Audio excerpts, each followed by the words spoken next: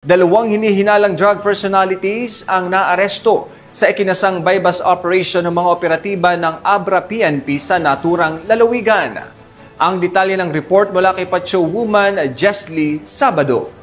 Naaresto ng mga operatiba ng Provincial Drug Enforcement Unit ng Abra ang dalawang bagong tukoy na drug personalities sa isinagawang bypass operation kamakailan sa Barangay Calaba South, Bangged, Abra.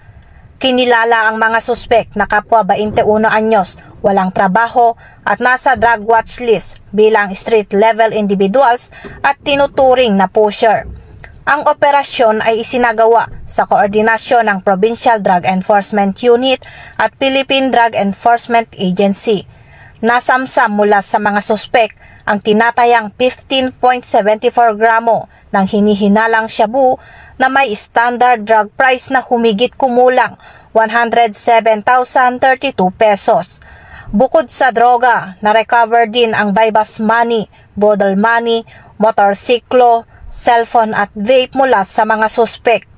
Isinagawa ang inventaryo ng mga ebidensya sa presensya ng mga suspek, isang barangay kagawad at isang media representative mula sa radyo natin Bangged.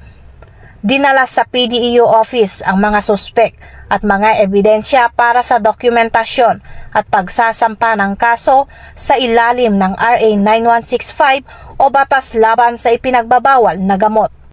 Mula dito sa Baguio City, ako yung PNN Correspondent, Patrolwoman Jesly Sabado, alagad ng batas, tagataguyod ng Balitang Pulis. Maraming salamat, Pacho Woman Sabado.